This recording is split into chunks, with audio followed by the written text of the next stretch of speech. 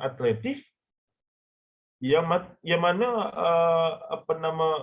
rawatan alternatif tu pula dikatakan bersabit dengan tok bomo pawal dukun apa semua ni. Ini yang kita rasa bercampur aduk. Nanti saya akan jelaskan. Kita tak nafikan bahawa di alam Melayu ni tok nenek moyang kita ada kearifan ataupun kehebatan tertentu dalam perubatan tradisional. Sebagai contoh dalam perubatan tradisional berkaitan dengan akar kayu, mengurut apa semua, kita tak nafikan. Itu acceptable, bahkan scientifically proven. Tapi yang jadi masalah bila berlaku percampuran, dipanggil sinkretisme. Bila nak mengurut, ada syarat-syarat dia dulu. Kena dulu buat tu, buat ni. Contohnya bila nak berubat tu, tak boleh solat seminggu. Maksudnya syarat-syarat yang kita tahu. Sebagai seorang Muslim, syarat itu adalah syarat yang, ataupun setengahnya kena pergi buat pemujaan di jirat Cina, di kubur orang bukan Islam. Ataupun ada setengah tu, dan kita keliru sama ada perawat-perawat ini yang pelbagai jenama bahkan mutakhir ini yang berwajah agama, bahkan saya terpaksa sebut secara jelas, kita keliru sama ada dia benar-benar bawa ruqyah syar'iyah, ruqyah yang patuh syariat, cara perawatan alternatif yang patuh syariat dengan yang sudah tidak patuh sebab bercampur antara tradisi, bercampur dengan tradisi-tradisi dan juga petua-petua lama dan seumpamanya. Jadi Islam datang untuk menjelaskan perkara ini. Antara Islam datang diterima oleh Rasulullah SAW di Arab adalah untuk meninggalkan ataupun buang yang bercanggah dengan syariat dan terima sebahagian yang tidak bercanggah. Jadi perkara itu secara lebih kurangnya tidak berlaku di alam Melayu kita. Bila Islam datang, yang lama tu, yang mambang apa semua tu pun masih sekali juga. Dia Islam pun dia terima. Tauhid, akidah, Quran, hadis apa semua. Alhamdulillah, solid ahli sunnah wal jamaah. Tapi dalam masa yang sama, yang khurafat, tahyul apa semua tu, dia tidak tinggal. Dan sebenarnya itu topik buku kedua saya, sambungan daripada buku ini, tuan-tuan ya. Ini tajuknya, kalau Musyidah boleh tengok, khurafat, tahyul dan mistik di alam Melayu.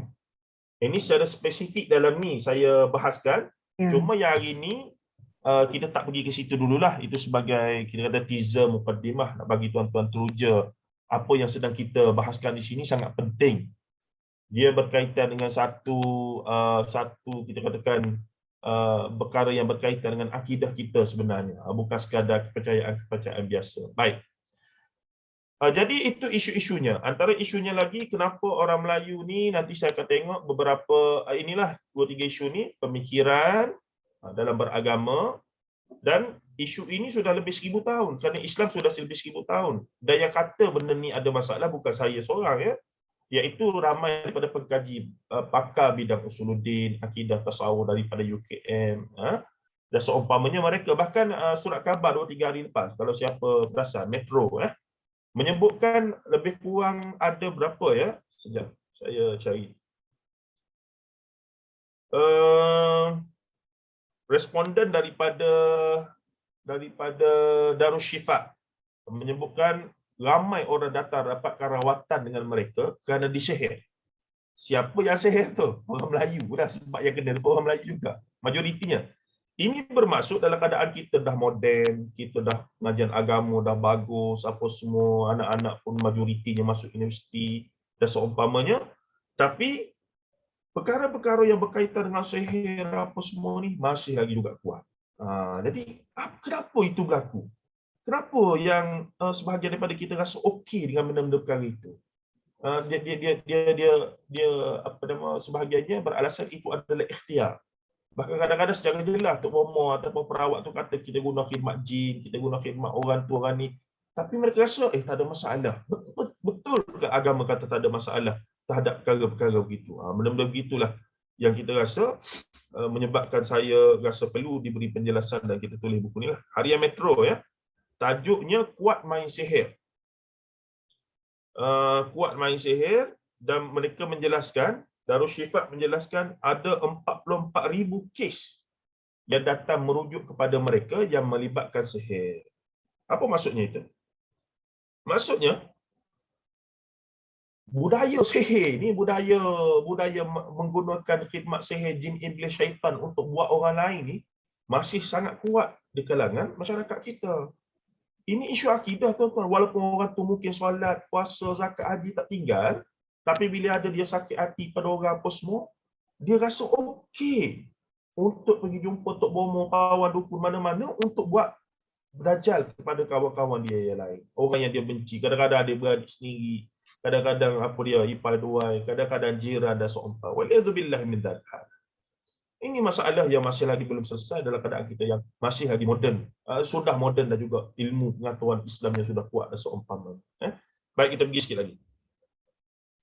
Dia di sini disebutkan ada kira-kira 44,000 pesakit berkaitan kerohanian termasuk akibat disihir mendapat rawatan di pusat rawatan Darushifa. Bahkan kata Ketua Lajnah Penyelidikan ni, Datuk Abdul Rashid Ma'amin Darushifa, dia kata seluruh negara pada tahun 2019 saja 94,000 pesakit menerima rawatan di pusat rawatan itu. Jadi ini menunjukkan bahawa isu ini masih lagi isu besar dalam masyarakat kita, bukan isu yang boleh dipandang ringan. Baik. Seterusnya kita tengok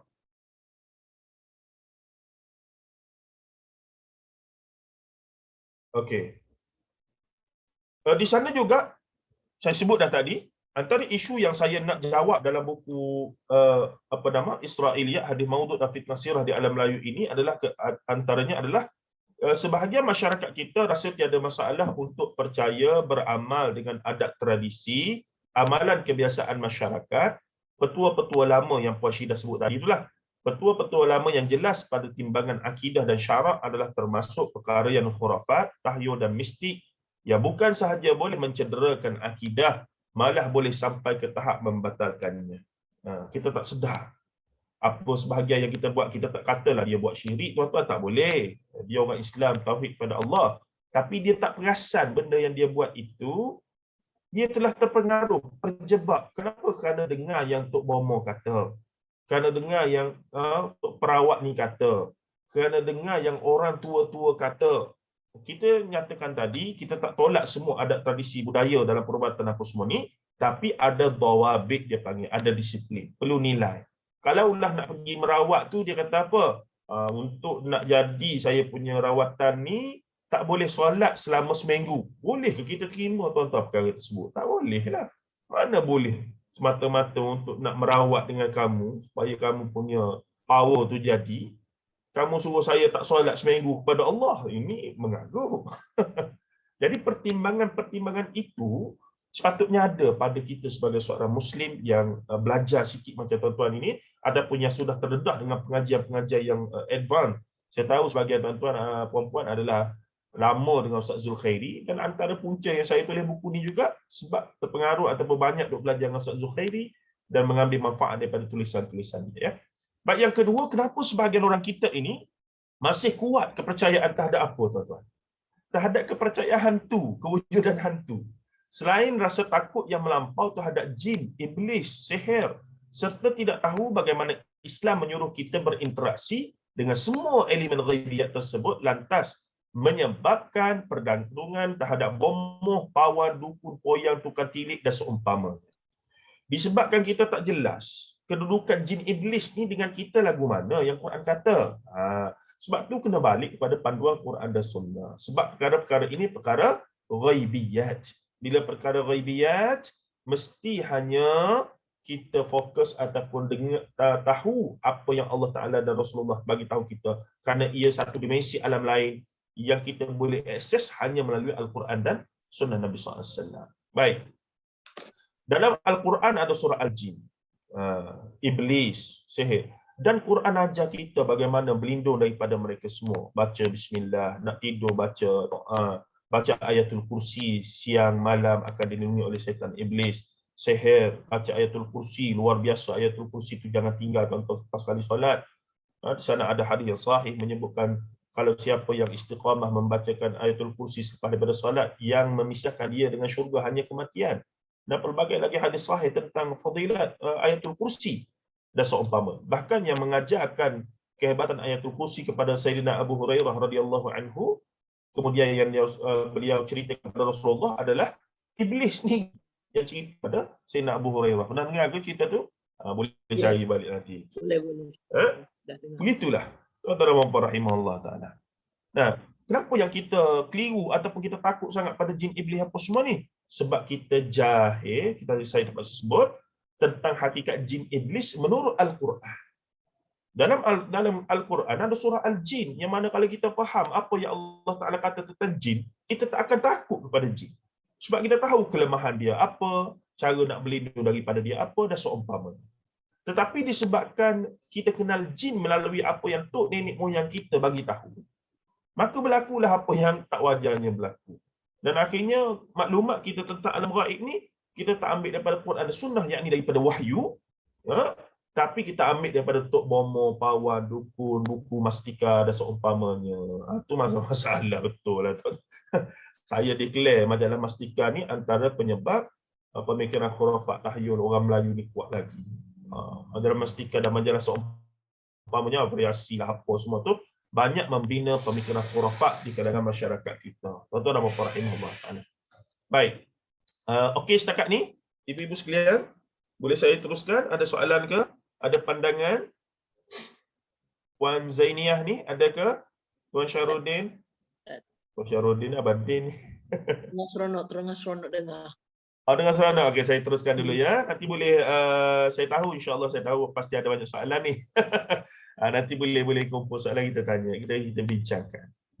Satu situasi lah saya nak bagi, kita tak nak berat sangat ni. Sebenarnya kajian saya ni saya cuba lenturkan daripada kajian akademik kepada orang awam, orang supaya lebih ramai lah daripada kalangan kita boleh ambil manfaat. Contoh ya, situasi yang berlaku, saya nak katakan contoh kekeliruan yang berlaku sebahagian daripada kita lah. Setelah Islam datang, mereka pun belajarlah, tadilah kita sebut cara-cara untuk berlindung daripada syaitan, iblis apa semua itu begini, dengan baca ayat Quran, dengan baca ayat kursi apa semua. Kita ada konsep apa dia, tempat keras, ada penunggu, betul? Dalam tradisi orang Melayu kita. Jadi penunggu ni betul ada tuan-tuan, kita beriman jin tu memang ada sungguh, hantu tak ada. La ghaul, dalam hadis Sahih Muslim, la ghaul. La ghaul ni maksudnya tidak ada hantu, hantu tak ada. Yang ada adalah walakinna su'ala. Su'ala ni kata Rasulullah dalam syarah Sahih Muslim, dia menyebutkan su'ala ni adalah ahli sihir daripada kalangan jin. Yang ada orang lemah semangat boleh tengok di kaca apa semua, kita tak nafi, memang ada sungguh. Yang kena rasuk apa semua kita tak nafi, memang ada sungguh. Tapi itu bukan hantu pada hakikatnya. Sebab hantu ni pelik ya, hantu di tanah Melayu tak pernah keluar pergi Indonesia. Tak ada pasport ke apa tuan-tuan. Lepas tu hantu orang Melayu dengan hantu Cina dengan hantu orang India lain-lain semua. Nama lain, jenis lain, pattern lain. Jadi itu nonsense lah. Kita katakan itu hantu ni sebab dalam akidah Islam tidak ada konsep hantu. Kalau kita benar-benar seorang Muslim yang berakidah dengan akidah tauhid, berpandukan Quran dan Sunnah, kita wajib tidak percaya tentang hantu. Jadi kuliah kita hari ini tuan-tuan sejam setengah insya-Allah. Kalaulah tuan-tuan hari ini berjaya, saya yakinkan bahawa hantu tidak ada, berjayalah objektif kuliah hari ini. Kalau lepas ni masih lagi tengok cerita hantu takut, nak ke dapur takut, apa semua, itu tak berjaya lagi lah. Gurau ya. Tapi nak katanya, konsep hantu memang tidak ada. Tapi sebahagian kita memang dia tahu hantu itu tak ada, dia guna nama saja. Dan dia tahu itu adalah jin, setan, iblis. Okey. Sebab yang i'tiqad itu lebih penting. Tapi pun begitu, tetap sebahagian saya perasan, dan saya tahu semua orang tahu, bahawa sebahagian kita memang beranggapan hantu memang ada. Hantu orang Melayu kan boleh buat kamus, hantu Lasue lah, hantu Raya lah, hantu apa, Toyo, macam-macam. Tapi hantu orang Cina tak pernah pula main kacau orang Melayu. Hantu orang India tak pernah pula. Jadi konsep hantu ni sebenarnya produk budaya dan dia berasal daripada agama Hindu-Buddha. Sebab dalam kitab utama, sahabat-sahabat saya yang kaji perbandingan agama, mereka memang membongkarkan bahawa tradisi percaya pada hantu, iaitu roh orang mati yang su'ul khatimah. Itu cerita dia. Roh orang mati bukan Islam, sama ada Buddha dan Hindu, mereka su'ul khatimah, sebab itulah mereka jadi hantu. Itulah cerita hantu ni. Sebab itulah cerita-cerita hantu paling banyak di negara mana tuan-tuan? Thailand, Korea. Sebab apa? Sebab agama mereka itu orientasinya Buddha dan juga India, Hindu. Dan kita ni sebab apa banyak? Sebab dua-dua agama tu agama tok nenek moyang kita. Jadi tradisi pemikiran tu masih ada. Dalam masa duk percaya pada Quran Sunnah, hantu ni dia tak tinggal. Hantu masalah tu. Jadi duk percaya ke hantu lagi ni. Ada seumpamanya. Jadi berdasarkan hadis Nabi SAW, la ghaul, tidak ada hantu, melainkan yang ada adalah soalan ni tukang sihir daripada kalangan jin. Tukang sihir macam tukang sihir manusia lah. Yang ni tukang sihir ni dia boleh guna kuasa dia, kuasa hitam dia untuk buat jahat, rasuk orang apa semua, kacau, menjelma apa semua begini. Rupa asal memang kita tak boleh tengok jin, ya. Kata Imam Syafi'i rahimahullah, saya nukil daripada kitab Wiqayatul Insan minal Jinni wasyaitan, bahawa siapa yang kata boleh tengok jin dalam rupa yang asal, sama ada dia seorang nabi ataupun seorang gila. Itu sindiran Imam Syafi'i lah. Nak katanya mustahil ada manusia biasa macam kita boleh tengok dengan biji mata kita rupa asal jin. Tapi sebahagian orang boleh nampak kerana dia dikhayalkan ataupun jelmaan itu adalah jin itu menjelmakan diri dia jadi objek-objek tertentu, itu tidak mustahil. Itu boleh berlaku kerana sihir yang dia guna itu pada orang-orang berkesan pada orang-orang tertentu. Itu kita tak nafi, ya. Jadi situasinya adalah bila Islam dah datang, tuan-tuan, maka dia tahu nak lalu tempat yang ada penunggu, dan memang ini disebutkan dalam hadis, ada lembah-lembah yang memang ada jin-jin duduk ni. Ada ketiga kategori jin disebutkan dalam hadis Nabi SAW. Ni pun topik yang menarik yang kalau kita bahaskan untuk kenal jin, yang jin iblis menurut Quran dan Sunnah. Kita tak boleh kenal jin iblis melalui Tok Bomo kata, Tok Nenek kita kata, Mastika kata, tak boleh, tuan-tuan. Kita mesti hanya kenal jin iblis melalui Al-Quran dan Sunnah. Kerana yang cipta jin iblis ni Allah Azza wa Jal. Dan yang boleh tengok jin iblis dengan rupa mata, dengan mata kasar ni adalah Rasulullah SAW sahaja. Nampak tak? Kalau kita faham benda ni asas akidah sebenarnya. Tapi di alam Melayu ni kita keliru bab ni. Jadi dalam kita duk terima Quran Sunnah apa semua itu gini, yang ni kita masih keliru sikit sebenarnya. Gitu. Baik, apa yang berlaku bila ada penunggu ni? Ni situasinya. Orang bila nak lalu kawasan keras ni, kawasan yang katanya ada penunggu ni, dia baca apa? Ayatul Kursi lah. Allahu la ilaha illa huwal hayyul qayyum la ta'khudhuhu sinatun wa la nawm lahu ma fis sama'i ila akhir. Baca ulang baca sampai dekat pokok ke batu ke busuk yang dikatakan ada penunggu tu, tiba-tiba dia sebut apa? Tok nenek moyang, cucu nak lalu je. Nampak tak? Bagaimana dia masih lagi walaupun nampak kelakar, sebenarnya seolah-olah dia masih tidak yakin 100% dengan Allah Azza wa Jalla tu akidah tu, tuan-tuan. Apakah tidak cukup dengan baca ayatul kursi dan keyakinan kita bahawa Allah sahaja yang boleh menentukan manfaat mudarat, dan jika Allah kata makhluk-makhluk itu tak boleh buat apa-apa pada kita, maka tak bolehlah. Hebat macam mana pun dia. Tu i'tikad kita. Ahli sunnah wal jamaah. I'tikad berdasarkan Quran dan Sunnah. Tetapi sebahagian kita yang menerima Islam secara adat, mereka tahu bahawa kena baca ayat kursi, kena baca something lah, spell. Ataupun inilah untuk dalam konsep agama lain, dia baca mantra-mantra lah. Kalau kita dibacakan ayatul kursi. Maka baca. Tapi bila sampai tempat kerah yang dikatakan ada jin iblis itu, maka dia pun sebut, tok nenek moyang, cucu nak lalu je. Yang ni yang kita tak nak ni. Yang ni yang menunjukkan kita tak faham sungguh-sungguh lagi konsep i'tiqad tentang alam ghaib menolak Al-Quran dan Sunnah Nabi sallallahu alaihi wasallam. Baik, kemudiannya lagi, tuan-tuan, antara lain juga sebahagian daripada kita mudah percaya apa sahaja kisah, cerita, riwayat, hikayat yang bersifat ajaib dan ghaib. Khususnya yang dinisbahkan kepada agama dan disampaikan oleh orang agama, orang terdahulu ataupun dari kitab-kitab Jawi lama, meskipun dari sudut sumber tidak dapat dipastikan kesahihannya. Kerana di sana ada stigma bahawa apa yang ada dalam kitab Jawi semuanya sahih belaka. Tidak begitu, tuan-tuan, ya. Kena faham, satu masa dulu novel-novel lucah pun ditulis dalam tulisan Jawi. Sebab itu bahasa dan tulisan asalnya. Tapi masalah orang kita, bila saja tulisan Jawi, maka dia anggap kitab muktabar, rujukan utama, bawah sikit pada Quran. Ini tidak betul. Kita kena tengok isi Bukan tengok dia jawi, kira dia kitab. Tidak. Kadang-kadang dalam tu penuh dengan hadis palsu, mengaru apa semua. Bukan main. Tapi sebab dia tulisan jawi, maka dia kitab muktabar. Tidak begitu ya. Ada beberapa kitab sebagai contoh Tajul Ma'arif dan seumpama. Banyak petua-petua yang pelik-pelik. Kadang-kadang disebutkan siapa yang kita masuk sebab ibu-ibu semua ni ada. Saya kena terang supaya jelas ya. Contoh dalam beberapa kitab jawi lama ni disebutkan apa dia?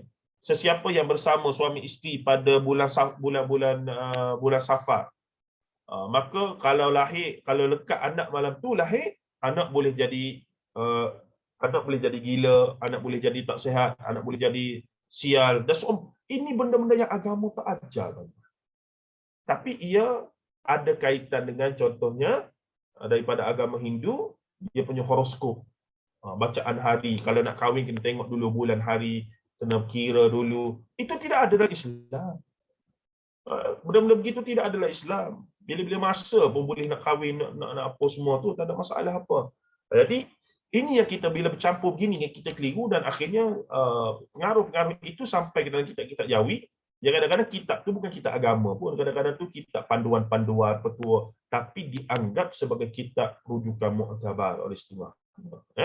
Jadi, mudah sangat percaya kepada kisah, cerita, riwayat yang bersifat ajaib dan ghaib. Khususnya apa dia? Cerita pasal wali-wali. Kalau cerita pasal Nabi dan Rasul, cerita pasal sahabat-sahabat Rasulullah, dia kurang seronok. Dia kurang gembira. Walaupun itulah bapa walinya. Generasi yang paling wali Allah adalah generasi para sahabat dijamin syurga semua. Radiyallahu anhum wa radu'an. Tapi kita rasa tak syok. Sebab apa? Sebab tidak ada cerita berjalan atas air. Boleh muncul 3-4 tempat satu masa. Jadi benda-benda begitu, tanpa kita menafikan ada setengah manusia itu ada karamah. Tetapi wali-wali Allah tidak pernah tahu mereka wali Allah, tuan-tuan. Dia bukan macam Nabi dan Rasul. Nabi dan Rasul dia kena declare dia Nabi dan Rasul. Wali-wali Allah, tak pernah ada wali Allah yang dikatakan wali Allah itu dia declare. Saya selaku wali Allah bagi kawasan Bandar Country Homes, mengambil amanah, mana ada begitu. Dia bukan wakil rakyat. Tanpa menafikan ada individu-individu yang ada kriteria yang mencapai tahap wali Allah itu. Cuma mereka sendiri, tu kenali ke siapa yang kita tahu itu, tak pernah declare mereka wali Allah. Dalam tulisan mereka kata, Al-Faqih ilallah. Dia tak kata, Al-Wali indallah. Tidak ada. Kita kena faham konsep tu. Tapi Nabi dan Rasul, dia kena declare. Saya adalah Rasul Allah yang terima wahyu, kena sampai kepada kamu. Itu konsepnya. Tapi wali Allah tidak ada. Tapi orang Melayu kita ni, terlalu kadang-kadang mengagung-agungkan ataupun menceritakan cerita-cerita yang cukup luar biasa. Bahkan yang luar biasa itu lebih hebat lagi daripada kelebihan mukjizat yang ada pada Nabi dan Rasul setengahnya. Boleh tahan gunung berapi. Kalau di Indonesia lagi dahsyat cerita dia. Sampai ke gunung berapi, nak keluar dah api. Mari seorang hamba Allah yang dikatakan wali tadi, Habib ke apa semua tu, maka dia lempar dia punya selendang, masuk dalam gunung berapi tu, maka gunung berapi pun reda balik, tak jadi keluar. Bukan main. Macam mana ada benda-benda begitu tu, wallahu a'lam. Tapi secara mudah kita nak faham benda ni adalah apa dia? Kalaulah cerita-cerita begitu, kadang-kadang tu over sangatlah, lebih sangat. Bahkan seolah-olahnya lebih hebat daripada cerita Nabi, mukjizat Nabi Muhammad SAW. Maka kita pun reserve lah tuan-tuan ya. Kalau kita tak berani pun kata mengaruh awak ni, tak payah juga nak sebut macam tu tak cantik juga. Tapi kita sendiri boleh reserve, payah nak terima lah. Rasulullah pun tak boleh buat lagu tu. Macam mana seorang wali yang syurga nerakanya pun tak jamin. Wali Allah tidak dijamin secara wahyu syurga neraka, tuan-tuan ya. Kita tak kata dia masuk neraka, kena faham ni, kita sedang bahas konsep asas. Yang dijamin syurga hanya para nabi dan rasul dan juga para sahabat Rasulullah sallallahu alaihi wasallam radhiyallahu anhu ajma'in, kerana mereka ada wahyu. Ada nas yang jelas menyebutkan tentang kedudukan mereka di akhirat kelak. Radhiyallahu anhum wa radhiyallahu. Tapi wali-wali Allah ni yang soleh, insya-Allah mereka semua syurga. Tetapi dari sudut nas tidak ada jaminan bahawa mereka ke syurga ataupun neraka. Ya.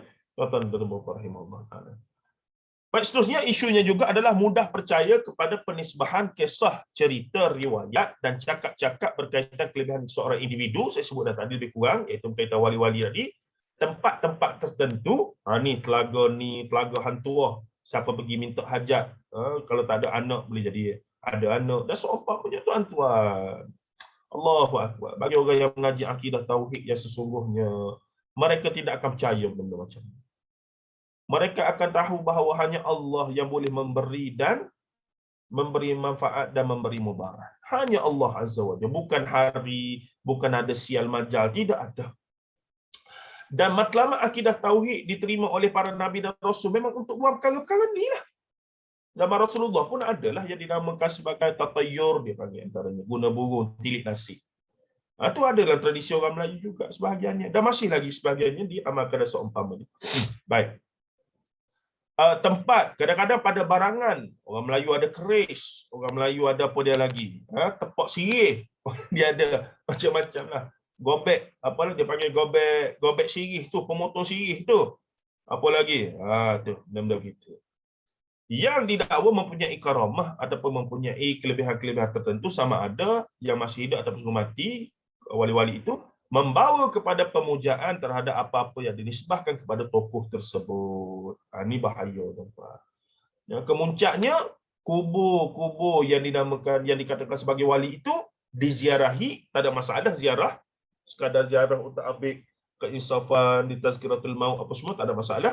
Tapi kemudian berlaku dan terbukti sudah berlaku pergi minta hajat tertentu di kubur-kubur itu. Di mana contoh paling dekat? Di Pulau Besar di Melaka sana. Ada orang Melaka ke sini? Boleh sahkan. Dan terbukti pun. Memang ada kajian-kajian yang sudah dibuat rujukan saya, gambar-gambar apa semua. Bahkan bukan sekadar orang Islam. Orang bukan Islam pergi juga minta nombor ekor apa semua untuk begini. Tengok tu tuan-tuan. Jadi adakah agama Islam agama yang ajar perkara begitu? Tidak.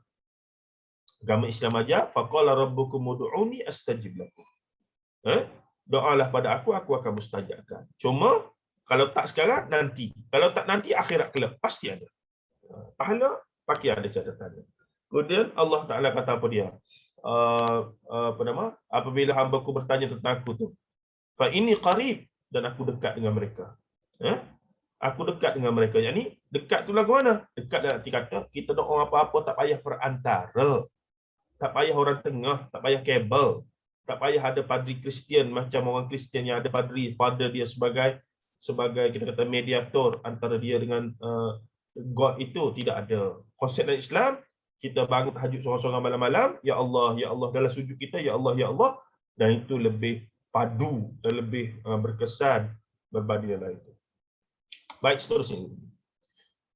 Jadi yang menjadi masalahnya di sini, puncanya daripada mana ni? Ni saya nak jelaskan kenapa saya tulis buku ni. Soalan-soalan tadilah duk main dalam kepala ni 10 tahun lebih, tuan-tuan.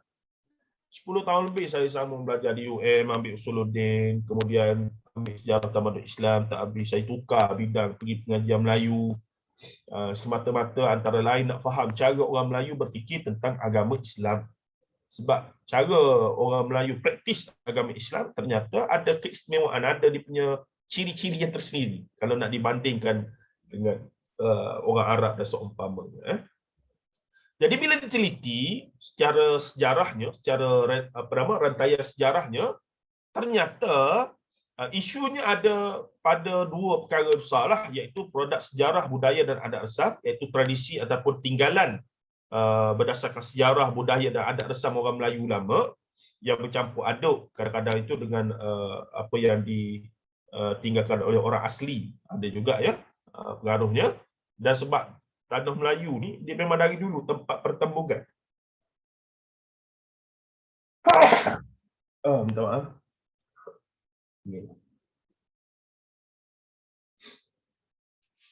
Kemudiannya tidak coronavirus ni, tak ada. Ni resdung punya cerita ni. Sekejap ya, saya nak ambil ni sekejap. Saya keluar sekejap.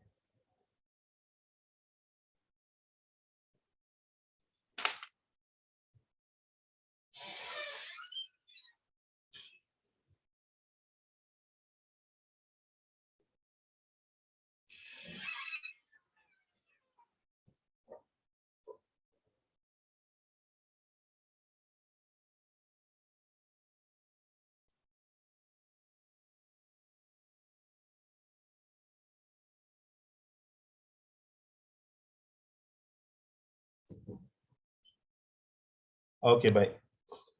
Jadi antara isunya, bila saya duk teliti-teliti dan baca-baca, kenapa yang jadi begitu ni orang kita ni masih tak settle walaupun Islam sudah 1000 lebih tahun di alam Melayu, tapi isu-isu yang berkaitan akidah ni masih tak settle lagi. Bahkan ini disokong oleh kajian-kajian semasa oleh pakar-pakar dalam bidang akidah dan tasawuf daripada UKM dan seumpama yang saya rujuk ya. Jadi antara lain saya mendapati secara peribadi dan saya bahaskan dalam kitab ini adalah kita ada isu bila kita kena faham bahawa sejarah Islam datang ke alam Melayu ni Islam jenis mana. Dan bagaimana budaya dan adat resam orang Melayu ketika itu yang telah experience dengan agama Hindu dan Buddha sebelum Islam datang. Dan juga ia berpunca daripada tradisi penulisan manuskrip peringkat awal dulu iaitu sebelum datangnya Islam. Zaman Hindu Buddha kebanyakannya karya-karya yang ditulis adalah berkaitan dengan agama Hindu Buddha lah, iaitu tentang hikayat Mahabharata, Ramayana, hikayat Sri Rama, apa semua tu. Siapa belajar sastra ni kena tahu perkara ni. Baik, orang nampak bila belajar sastra duk main bahasa apa semua. Saya belajar sastra untuk faham tradisi pemikiran beragama orang Melayu lampau, dan kajian PhD saya sekarang di UKM adalah tentang perkara tersebut. Saya kaji penulisan kisah Nabi dan Rasul yang terawal di alam Melayu, yang ternyata kisah Nabi dan Rasul ni mestilah diambil daripada Quran, tapi ternyata banyak pokok tambah sebab ia kreatif, dia dikreatifkan, dihikayatkan. Tapi itulah yang sampai kepada tok nenek moyang kita dulu. Jadi versi cerita Nabi dan Rasul yang mereka terima bukan versi yang solid daripada Quran hadis walaupun berasas daripada situ. Tuan-tuan faham tak kenapa kita ni jadi orang Melayu yang mudah suka cerita pelik-pelik, terbang sana terbang sini. Itulah punca dia antara lain. Saya dah reveal dah dapatan PhD saya. Tak viva pun lagi. Tapi nak katanya itu. Jadi sebab itulah bila kita mari mutakhir ini, kita nak cerita yang sahih, dia jadi jam, dia jadi macam masalah. Sebab selama ni kita duk dengar cerita kalau Isra wal Mi'raj tu, Allahu Akbar. Ingat tak dulu Isra wal Mi'raj? Kalau ceramah kita kecil-kecil dulu di kampung, Isra wal Mi'raj ni, puan-puan lagi lah yang agak senior ni, pasti dah lebih tahu. Dia ada satu kitab khas, kitab hikayat Isra wal Mi'raj. Nama pun hikayat. Bila hikayat ni memang cerita lah. Dia bukan nas. Jadi cerita tu macam-macam. Sebab itulah ceramah Isra Mi'raj dulu tak cukup satu malam. Kena seminggu. Malam pertama bubur lambu. Malam kedua pulut kuning. Malam ketiga, tu. Malam kemuncak dia paling ramai. Dari sudut sosio budaya, bagus dia dapat mentaukan apa semua. Tapi dari sudut beragama, dia akan jadi masalah. Itu tadi tu. Dia akan jadi topuk tambah apa semua begini. Akhirnya, kesucian, keaslian agama, keaslian Quran hadis, cerita-cerita yang sahih, sebab cerita Nabi dan Rasul ini termasuk perkara ghaibiyat. Zalika min amba'il ghaib kata. Ini adalah cerita-cerita ghaib yang tak mungkin Muhammad tahu melainkan kami bagi tahu dia. Jadi di situ ada disiplinnya, tak boleh pandai-pandai. Sebab tu nak cerita tentang Nabi dan Rasul apa semua. Selagi mana dia ada hadis, ada Quran dan hadis yang sahih, maka tidak boleh untuk kita memandai-mandai. Itu yang kita risau. Bahkan setengah-setengah ustaz sekalipun, para penceramah, tak berhati-hati dalam bab ini. Dia tak perasan implikasinya adalah boleh pergi kepada, kita tak katalah rosak akidah jadi syirik apa semua, tapi dia pergi ke situ. Dia mudah untuk membawa ke situ. Bila terlalu suka dengan cerita-cerita begitu dan seumpamanya. Tuan-tuan dan puan-puan rahimahullah. Baik. Seterusnya, kita tengok lagi. Saya juga mendapati dalam kajian tulisan saya itu, dua-dualah khurafat tayyum mistik itu. Ini kita bagi konsep saja hari ni ya. Saya tak boleh nak bagi detail Israiliyat hadis maudhu' fitnah sirah dan contoh-contohnya, tapi hari ini mukadimah kita bagi konsep kenapa perkara itu muncul. Antara lain saya tulis buku ni, Puan Syidah dan ibu-ibu yang lain ya. Antara lainnya adalah saya mendapati ramai di kalangan asatizah mutakhir 10-20 tahun ini, di kalangan ustaz-ustazah kita yang khususnya dalam bidang hadis dan juga tafsir Quran mula menyebutkan tentang kesan riwayat-riwayat Israiliyat, hadis maudhu', hadis palsu ni apa semua. Mereka menulis buku, berceramah, alhamdulillah ada rakaman YouTube yang banyak apa semua cerita ni hadis sahih, ni hadis tak sahih. Ni hadis lemah, boleh jadikan hujjah, boleh beramal dengan syarat, dan ni hadis yang terlalu lemah, tak boleh nak terima. So, banyak lagi penjelasan-penjelasan begitu, alhamdulillah, dan Masjid Cahaya Iman antara masjid yang meriah dengan kuliah-kuliah yang begitu satu masa dulu ya. Sehinggalah saya lagi situ. Tapi kemudian nak ceritanya apa dia? Menariknya adalah pendedahan-pendedahan ini mutakhir memberikan kita buka mata lah, walaupun ramai tak setuju apa semua. Tapi at least bagi orang yang suka belajar dan terbuka untuk menerima perbincangan ilmiah, mereka akan seronok. Mereka akan tahu, oh rupanya begini, oh banyak tak betul dan seumpamanya. Jadi antara lain saya tengok, ustaz-ustaz kita ni bila dia cerita yang ni sahih, yang ni tak sahih, yang ni palsu apa semua, tapi mereka tidak pernah langsung, hampir langsung tak cerita secara khusus bagaimana riwayat-riwayat yang merosakkan agama ini sampai ke alam Melayu, bertapak dan berkembang. Maka saya melihat di situ ada ruang untuk saya berkhidmat ataupun saya kena dipanggil dalam akademik gap lah, filling the gap. Ada ruang di situ yang perlu saya boleh saya khidmat dalam bidang perbincangan tersebut. Maka saya tulis buku saya ini untuk menjelaskan bagaimanakah perkara-perkara itu sampai ke alam Melayu, bertapak dan berkembang dan akhirnya menjadi budaya pemikiran agama orang Melayu kita sebahagiannya sampai hari ini. Sampaikan bila nak cerita berkaitan yang sahih, jadi payah. Jadi masalah-masalah yang kita bincangkan tadi, puan-puan sekalian, pada hakikatnya berpunca daripada satu isu sahaja. Saya duk tulis 2-3 buah buku dan ada lagi ke depan ni saya duk rancang nak tulis, cuma tak larat lagi, saya nak habiskan PhD dulu.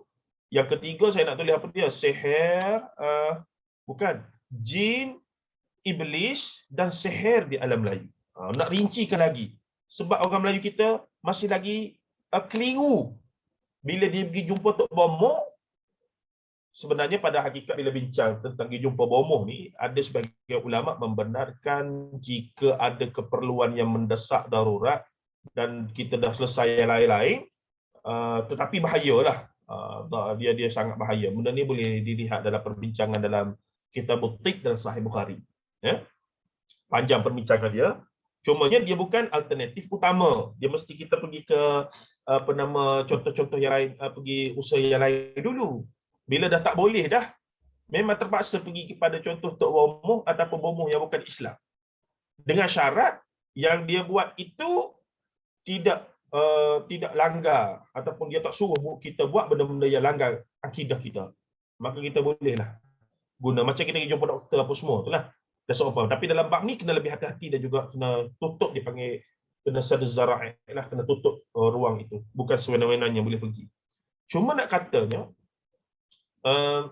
apa nama dalam bab ini ni, minta maaf ya, saya hidung sedung ni beginilah. Jadi apa nama al-ghaib tadi, saya balik pada isu tu. Al-ghaib ini saya melihat secara peribadi, ibu ayah sekalian ya, isu utama yang menyebabkan kita keliru dan tidak faham isu-isu ini dan masih lagi banyak duduk terlibat dengan percaya kepada perkara-perkara yang kita sebutkan tadi adalah kerana kita tidak mendalami sesungguhnya konsep berinteraksi dan beriman kepada alam dan makhluk gaib menurut Quran dan Sunnah Nabi SAW.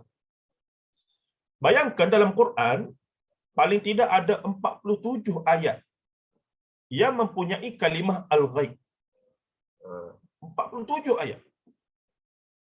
Bermula daripada surah Al-Baqarah. Apa dia? Alif Lam Mim, dzalikal kitab la raiba fihi hudal lil muttaqin alladzina yu'minuna bil ghaib. Alladzina yu'minuna bil ghaib. Dah banyak lagi ayat-ayat menceritakan bila Allah menyebutkan fil ardi wala fis sama, yang mengetahui perkara yang gaib di langit dan di bumi hanyalah Allah Azza wa Jalla. Sebenarnya dalam buku yang khurafat ni ada satu bab khas, saya himpunkan semua tulisan-tulisan tersebut, semua ayat-ayat tersebut, bahkan ayat itu saya nak kembangkan jadi satu buku khas secara maudu'i untuk kita boleh guna di surah masjid, kerana saya nampak itulah isu yang menyebabkan kenapa kita masih lagi mudah percaya pada perkara. Ada satu cerita lah untuk nak ringankan perbincangan ya. Bila saya duk cerita benda-benda begini, ibu ayah sekalian, ada seorang hamba Allah ni, abang ni dia bekas kerja TV3 ke TV9 gitulah. Jadi bila duduk habis kuliah maghrib tu dia jumpa. Saya duduk bincanglah pasal jin iblis apa semua begitu gini, kena faham konsep menurut Quran. Jin tak boleh nampak apa semua. Nampak dia bagi perhatian, nampak dia celik mata. Saya perasanlah. Jadi bila habis tu dia datang jumpa kata, Ustaz, benda yang Ustaz sebut tadi menyebabkan saya terfikir panjanglah. Memang selama ni kita salah faham lah. Sebab kita faham konsep hantu apa semua ni tidak benar-benar melalui Quran dan Sunnah. Dia pun cerita pengalaman dia. Satu hari dia balik kerja, dia berhenti RNR, solat. Ada seorang hamba Allah ni macam duk tengok-tengok dia. Duk tengok-tengok dia. Kemudian tegur. Bagi salam, jawab salam. Tanyalah asal daripada mana, apa semua duk mana, daripada mana. Cek lah. Lama selepas tu, hamba Allah tadi, tiba-tiba kata ke dia, lebih kurang beginilah. Bang, minta maaf lah. Saya rasa saya perlu beritahu abang ni. Tapi takut juga, takut abang tak boleh terima lah. Tapi saya adalah belajar sikit, tapi saya rasa tanggungjawab saya lah untuk bagi tahu. Pandai ayat marketing ni tu yang kena pandai. Kita nak jual produk ni kenalah pandai ayat marketing. Jadi dia kata, ni abang tu cerita pada saya lah, bil makna lah, tidaklah detail ya, cara literalnya. Dia kata akhirnya si fulan tu bagi tahu, sebenarnya saya duk tengok abang, sebab tu saya duk tengok abang dia tadi tu, saya duk tengok ada benda ikut abang ni. Ai tuan-tuan, kita orang kata macam tu, kalau kita tak ada ilmu kita cuak ke tidak? Seriously, kalau orang mari beritahu kita, kita tak kenal apa semua, dan dia pun nampak berwibawa, mungkin pakai jubah ke, berjanggut, berseban apa semua, ataupun orang biasa-biasa walaupun, tapi dia kata saya ni adalah kelebihan sikit Allah Taala bagi. Jadi boleh tengok benda-benda macam ni. Dan memang kita pun, isteri saya pun sampai sekarang tu kata ada kawan dia boleh tengok. Saya kata tak mungkin. Kalau tengok rupa yang asal, tak mungkin. Kalau dia boleh tengok, itu dia yang bermasalah. Dia sakit. Ataupun dia lemah yang menyebabkan setan iblis ni boleh menjelma depan dia. Itu penjelasannya. Tapi kalau dia tu dikatakan ada kelebihan, boleh tengok alam gaib, itu bukan kelebihan. Itu penyakit. Yang ada kelebihannya kita ni, yang tak boleh tengok mereka. Sebab itu, nature asalnya, manusia tak akan boleh tengok jin. Tak boleh tengok iblis apa semua. Kalau boleh tengok jin iblis kita, tak tidur malam lah. Tak boleh hidup kita. Nasib baik Allah Ta'ala hijabkan penglihatan kita. Maka kata abang tadi, ini berlaku sungguh ya, surau saya duduk mengajar maghrib sini. Jadi dia kata, kawan tu pun yakinkan dia. Dia mari dengan perasaan takut lah, dia buat kita jadi takut lah. Saya nampak ni ada benda ikut abang ni. Kejutlah kawan ni, apa dia? Itulah saya nak cerita lebih-lebih pun payah di sini ni. Gini. Tapi itulah saya ada belajar sikit ni. Sembang. Kawan tu dah cuak lah. Abang kita ni. Kemudiannya, dia pun bagilah nombor telefon, ambil apa semua. Ginilah bang, dia kata, kalau abang rasa nak tahu lanjut, ambil nombor telefon saya. Kalau ada apa-apa nanti boleh call apa semua. Kita jumpa ke, saya pergi rumah abang ke macam mana. Tengoklah macam mana. Kalau saya tak sibuk apa semua. Jadi, kawan ni pun balik rumah malam tu, dah orang tocor, orang dah psycho macam tu. Sekejap-kejap rasa ada tak nampak benda. Sekejap-kejap pergi dapur rasa ada bunyi benda. Dia perasaan kita tu sudah dimanipulit, sudah di-psycho. Kan? Itu satu penjelasan. Penjelasan yang kedua, kalau orang tu ada bela jin, dia hantar jin dia lah kot. Jadi akhirnya hamba Allah abang tadi takutlah. Dia pun apa berlaku? Bila takut tu teringatlah kawan tu duduk bagi nasihat percuma tadi ni. Dia pun call lah abang itu. Janji macam mana gini ni? Okeylah bang, kebetulan saya esok cuti waktu lapang apa semua, tak apa saya pergi rumah. Dia pun pergilah ke rumah. Dia ke rumah buatlah, kononnya merawatlah. Buat gini, pagar lah, gini ni. Berapa tuan-tuan kena tuan-tuan? Tak apa, saya ikhlas je begini. Berapa kena tu? 2,500. Jadi juga marketing ya. Kena hebatlah. Dan setelah rawatan kali pertama itu, yang malam dia dengar kuliah saya tu lah. Bila saya kata kalau orang dakwa begini, tak boleh percaya bang. Adakah dia lebih hebat pada Rasulullah SAW? Dia cerita dia boleh tangkap jin lah, dia boleh itulah, dia boleh ni lah. Adakah dia lebih hebat pada Rasulullah SAW? Rasulullah pun tak pernah bunuh jin apa semua. Dan seumpamanya.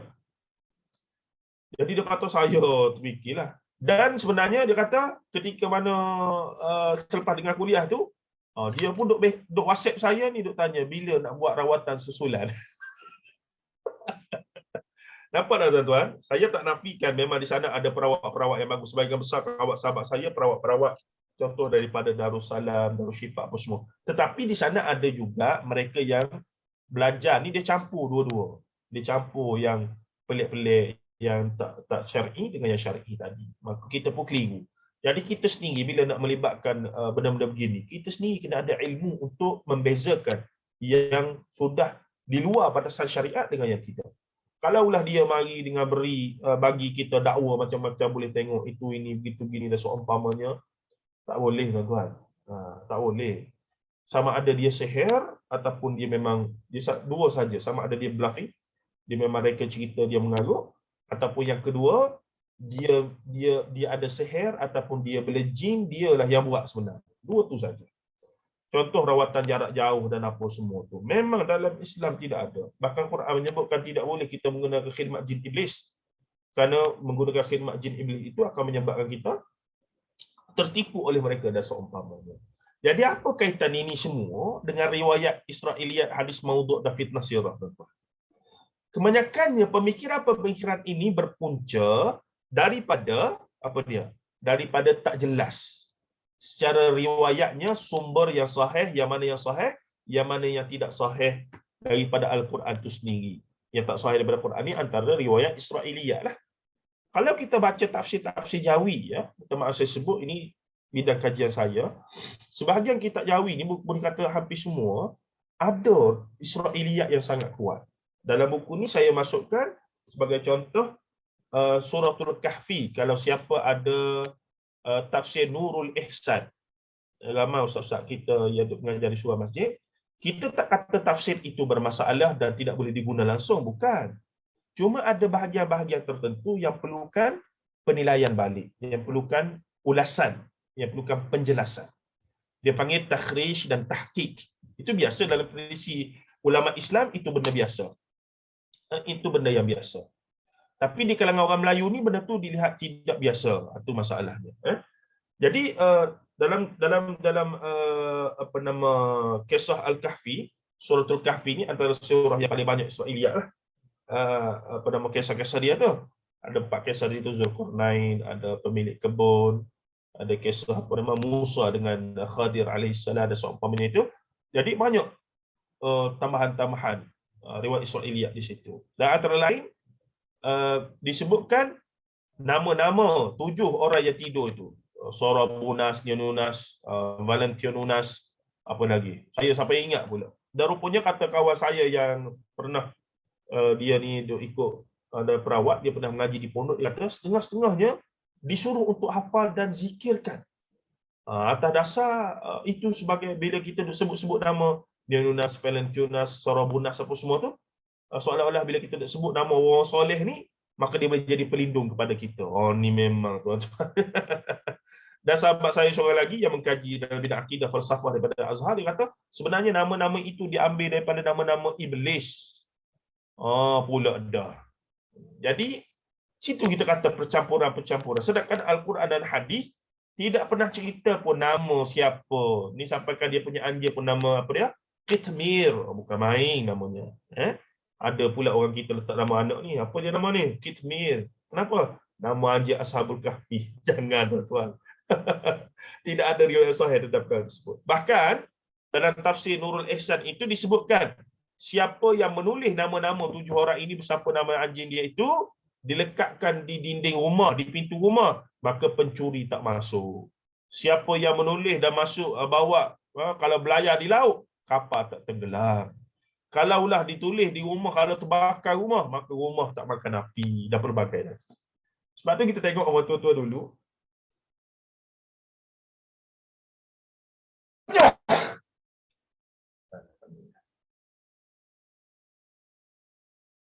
tak dan tutup speaker tuan-tuan.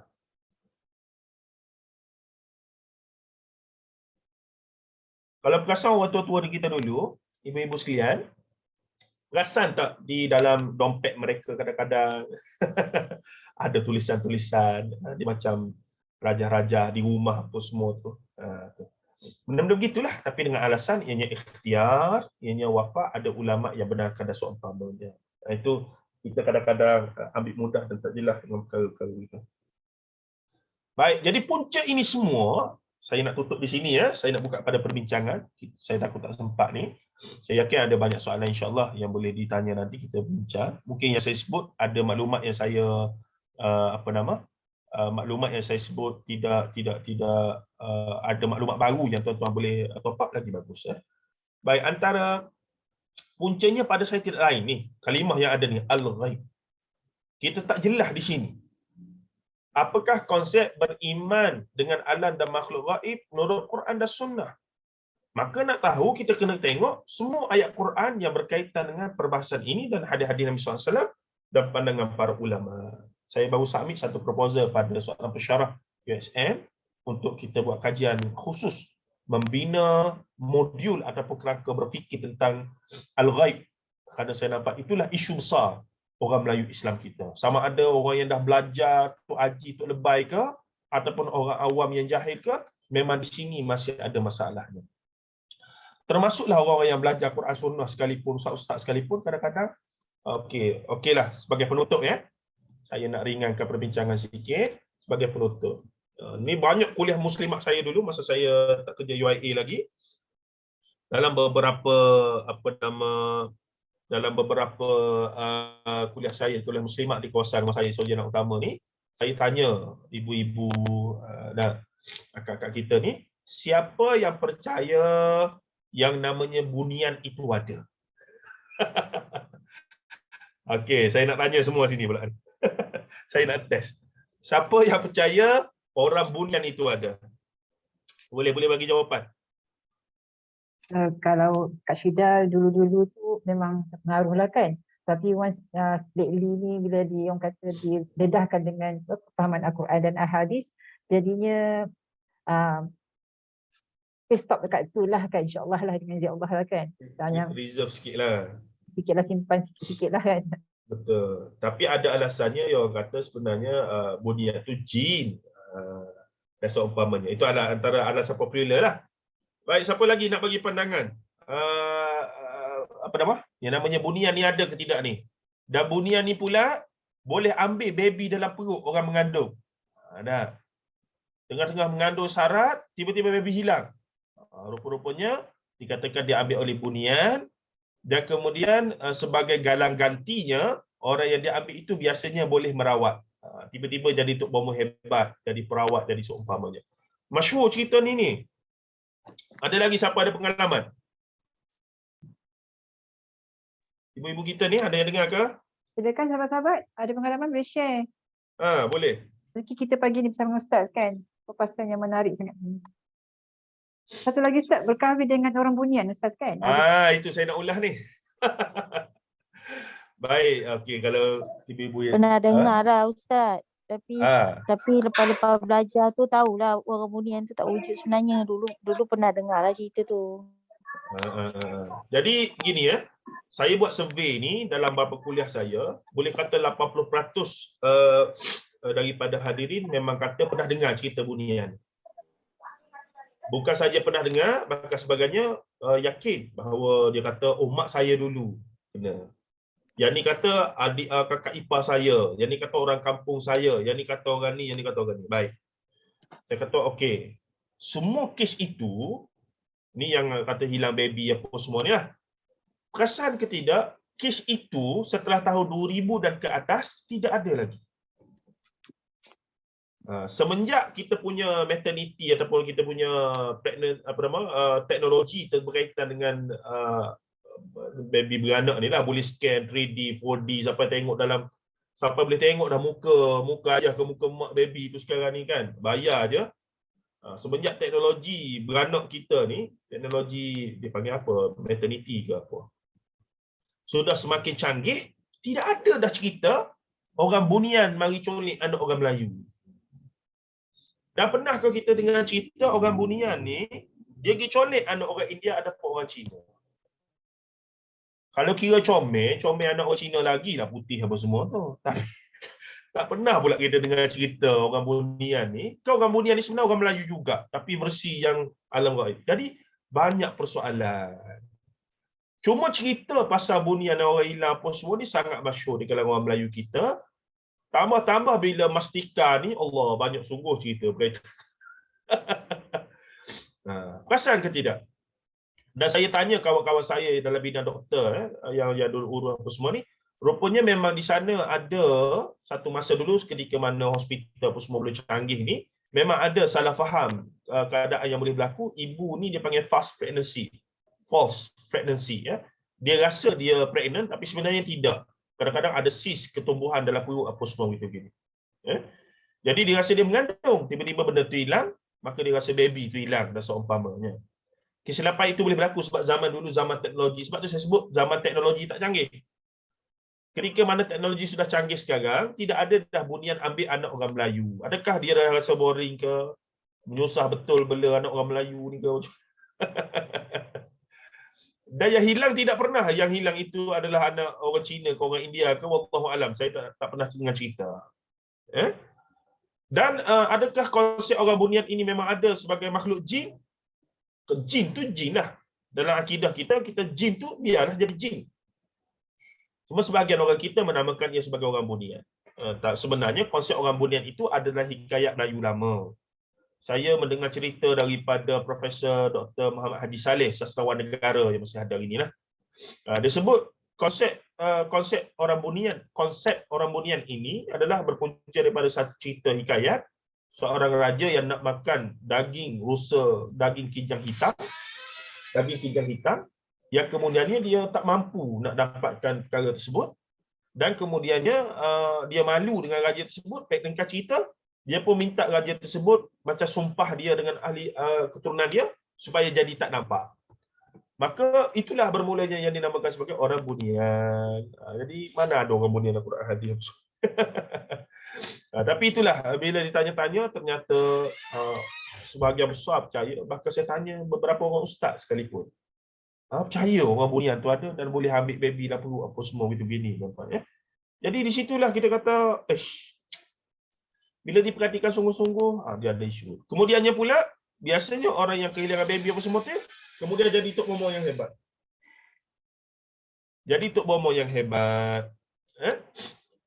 Dia boleh jadi tok bomo yang hebat. Boleh merawat orang dan seumpamanya. Begitu juga tadi bila Kak Syida sebut ada orang mendakwa berkahwin dengan Bunian. Biasanya dia buat satu bilik rumah dia apa semua gitu gini. Bila mari hari raya dia pergi ke Pekan, dia beli baju raya apa semua gitu gini. Maka orang tanya nak beli kat siapa tu, sebab orang tahu dia ni tak kahwin lagi ataupun dikatakan isteri kedua dia orang Bunian. Nah, dan orang macam ni pun ada kelebihan merawat sentiasa dikunjungi apa semua. Wallahu a'lam. Saya lebih mengatakan ia adalah marketing strategi, tuan-tuan. Orang ni bila dia nak orang menjadi tumpuan dan nak kata dia ada kelebihan dan boleh merawat apa semua ni, dia kena ada cerita lah. Dia kena ada satu push factor yang menunjukkan dia ni lebih daripada orang lain. Kalau orang lain sekadar boleh mereneh sup buat herba, dia ni lebih lagi, iaitu dia boleh panggil Bunian isteri dia tu untuk tolong dan seumpamanya. Dan alasan yang kedua, kalau betul lah dia memang ada berinteraksi dengan so-called orang Bunian apa semua, tak lain daripada jin iblis lah. Itu sajalah penjelasannya. Begitu jugalah alasan di mana orang Melayu sebahagiannya dulu-dulu bela jin. Bahkan saya pernah jumpa kongsi sikit lagi, seorang jemaah saya satu kuliah di Shah Alam, kita ceritalah pasal jin iblis apa semua, fatwa ulama mengharamkan guna khidmat jin iblis, tak boleh. Jin Islam sekalipun tak boleh. Tak ada urusan, kita manusia tak ada urusan dengan jin. Kalau kita boleh guna khidmat jin, Rasulullah SAW dah guna khidmat jin lama dah, tuan-tuan. Rasulullah mengislamkan jin berapa ramai di Madinah itu. Pernah kita baca sirah Rasulullah minta bantuan jin untuk lawan kafir Quraisy? Tak ada. Itu menjadi bukti jelas bahawa tak boleh kita guna khidmat jin apa semua ni. Tapi sebagai orang Melayu dia kata, lepas tu Nabi Sulaiman tu dia guna jin. Saya pun tanya balik, awak Nabi Sulaiman ke? Benda tu khusus khasais untuk Nabi Sulaiman macam mukjizat Rasulullah SAW. Mana boleh kita kata Nabi Sulaiman boleh, saya pun boleh. Awak Nabi Sulaiman ke? La haula wala quwwata illa billah. Tengok dia punya alasan tu macam-macam. Ya? Jadi Rasulullah tak pernah guna khidmat jin. Kalau tak senang Rasulullah tuan-tuan duduk di Madinah tu, jin-jin sekalian, jin Ifrit, jin apa ni, pergi rasuk Abu Jahal Abu Lahab tu bagi muntah darah semua. Matikan semua mereka, serabut aku. Kan senang ceritanya. Ada Rasulullah buat begitu? Mana ada? Itulah bila kita faham sungguh konsep wahyu dan kita guna akal kita, insya-Allah banyak benda kita jelas dah boleh selamat, tuan-tuan. Kena guna wahyu sebagai rujukan utama. Apa dulu yang Allah dan Rasulullah kata tentang makhluk-makhluk gaib ni? Tentang cerita-cerita gaib ini. Tentang makhluk yang terawal di dunia dan seumpamanya, sebagai contoh, bila ada orang dakwa makhluk yang terawal adalah Nur Muhammad. Betul ke ada Quran dan ada hadis yang kata Nur Muhammad? Tidak ada. Yang disebutkan adalah Arash ataupun Qalam berdasarkan hadis Sahih riwayat Bukhari Muslim dan seumpamanya. Dan begitu juga benda-benda begitu.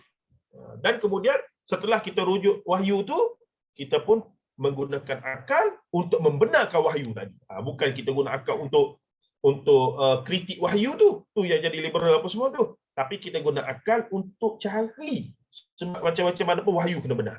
Itu sikap orang beriman. Maka akal kita digunakan untuk membenarkan wahyu. Jadi bila mari cerita gaib, peliklah macam mana, ajaiblah macam mana, disebabkan ia secara sahih datang daripada Quran dan hadis, maka wajib akal kita tunduk kepada nas, kata benda ni wajib berlaku. Itu cara kita beriman kepada Quran dan sunnah Nabi SAW. Banyak lagi cerita ni tuan-tuan, saya takut tak habis dengan cerita ni. Jadi kita berhenti di situ dulu. Saya nak tengok soalan ni. Ada ke soalan kita ni? Ada ke soalan ni Kak Syida? Ada Ustaz di ruangan chat. Ustaz ada baca ke? Okey, saya sudah tengok ni. Oh, ni ada Puan Nurhalina. Oh, pernah jadi alumni Daurah Isa Al-Masih. Alhamdulillah, masih. Betul-betul. Okey. Ustaz, apabila terkena sihir, katanya perlu lawan balik guna bomoh jin juga. Walaupun dah baca Quran pegang-pegang ini, lawan jin baru menjadi katanya apa hukumnya Ustaz, syirik juga atau dibenarkan. Baik, ini menarik soalan ni. Inilah yang kita sebutkan tadi. Perlukan penjelasan yang detail lah.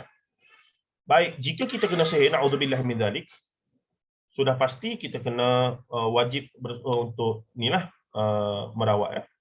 Na'udzubillah, sihir kita terima. Quran menyebut yu'allimunan nas as-sihr. Sihir ada. Dan sihir paling besar yang jin iblis. Dan sihir itu bila berlaku mesti dengan bantuan jin iblis. Dia tak boleh berlaku dengan sendiri. Pemujaan apa semua. Dia mesti guna khidmat jin iblis. Dan sihir ini yang paling iblis suka adalah sihir pemutus hubungan suami isteri. Itu sihir yang paling besar bonusnya di sisi iblis ni. Dia punya kuncu-kuncu ni, jin-jin apa, sebab iblis ni daripada bahasa jin. Tengok suratul Kahfi menyebutkan bahawa iblis ni adalah salah satu daripada bahasa jin.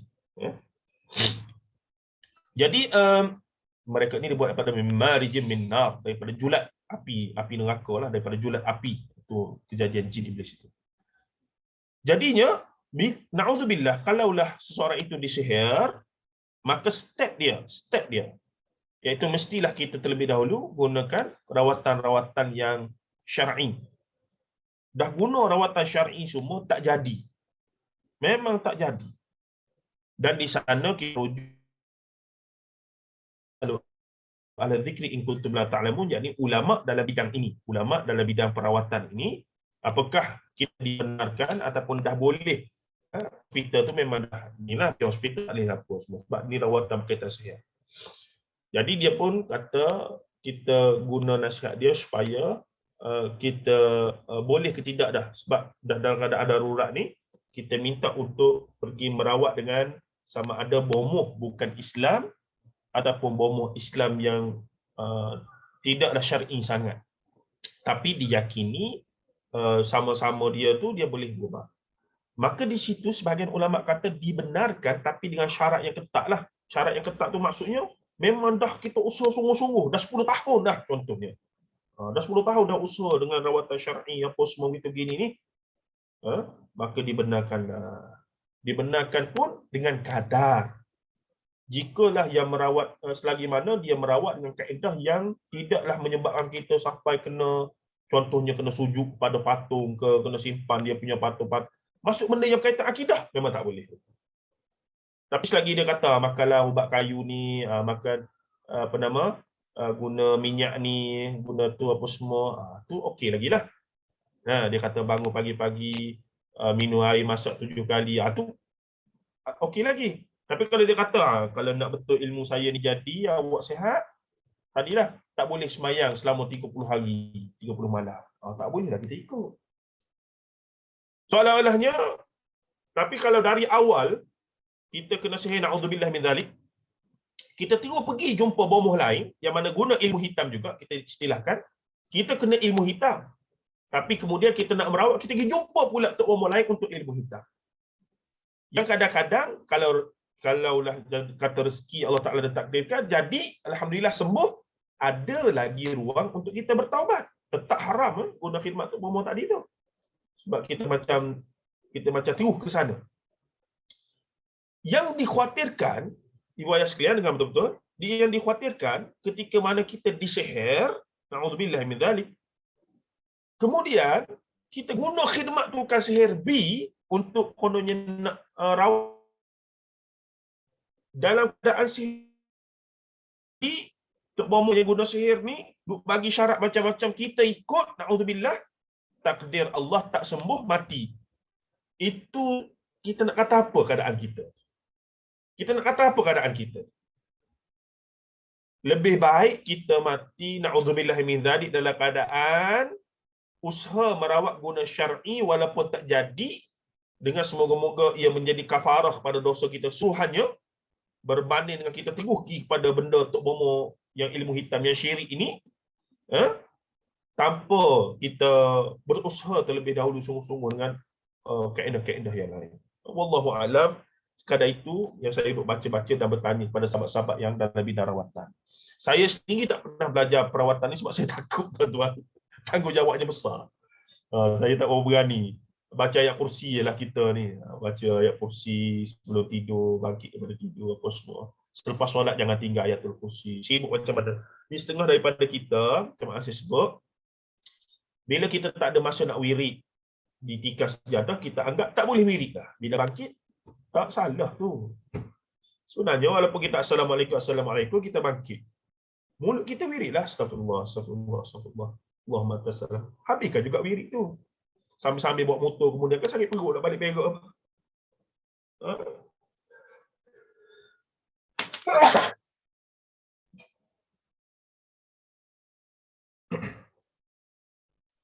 Maka janganlah kita tinggalkan wirid-wirid itu.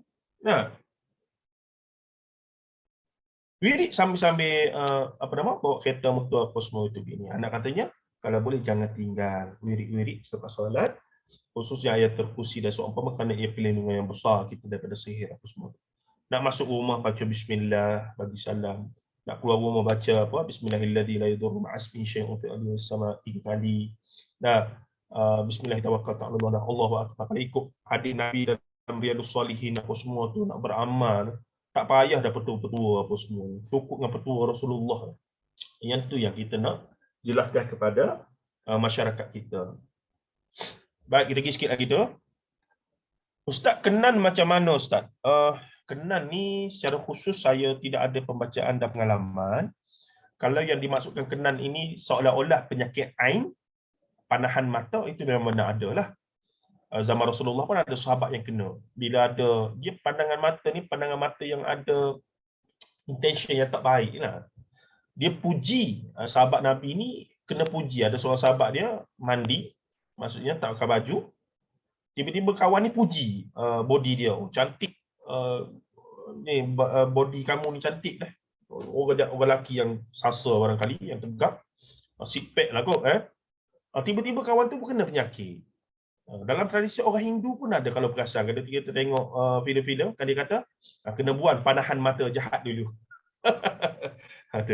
Jadi benda tu memang ada satu bentuk sihir. Yang barangkali orang yang buat tu sama ada dia buat dengan sengaja ke tidak, wallahu a'lam. Wallahu a'lam. Saya tak tahu secara jelas, tapi ain memang adalah hadis Nabi sallallahu alaihi wasallam. A'udzubillahi min dzalik. Jadi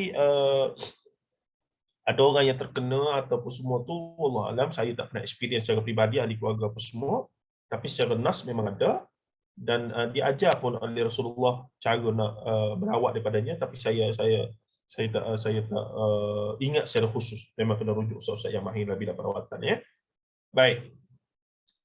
Ustaz ni Puan Hanis Arsila, Ustaz cerita-cerita hikayat itu kebanyakan memang tak benar kan? Apa maksud hikayat Puan? Hikayat. Bahasa Arab itu. Ketika mana peralihan Hindu-Buddha, cerita-cerita kitab Hindu ni Mahabharata, Ramayana sudah mula ditulis dalam bahasa tulisan Jawi, bahasa Melayu tulisan Jawi, tapi masih kekal dengan cerita-cerita Mahabharata, Ramayana. Itulah hikayat Seri Rama, hikayat apa lagi? Hikayat Panji Semerang apa semua itulah. Jadi yang maksudkan dengan hikayat ni, bila sebut kata hikayat, confirm dia campur aduk walaupun ada segelintir berasaskan cerita. Macam tadilah yang saya kaji hikayat surah Anbiya dipanggil. Sebahagian asasnya memang ambil daripada Quran, cerita qasasul Quran. Tapi bila diceritakan, dihikayatkan, macam hikayat Antuah. Ni cerita panjang lah ni. Hikayat Antuah. Nama dah hikayat Antuah. Tuan-tuan, takkanlah kita boleh terima Melaka itu ditubuhkan bila Sultan Parameswara mari tengok seekor anjing menendang seekor ditendang oleh seekor kijang. Tapi itu yang dalam konteks kita. Itu masalah. Tapi sampai sekarang pun orang percaya itulah asal usul Melaka itu. Lekeh sangat sejarah kita ni. Jadi banyak fakta-fakta sejarah disebabkan lewah bercampur aduk dengan tradisi sastra lisan dia panggil. Hikayat-hikayat ni bercampur aduk antara yang benar dengan yang tidak. Inilah para sarjana dalam bidang sejarah dan kami yang sedikit sebanyak mengkaji tentang isu-isu yang berkaitan dengan hikayat ataupun riwayat-riwayat dalam Islam yang berkaitan kisah Nabi, hadis apa semua, cuba untuk jelaskan perkara ini. Baik. Kak Syida pula tanya berkaitan dengan saka. Saka ni ada sungguhlah jin. Orang Melayu dia turunkan ada perjanjian apa semua itu gini.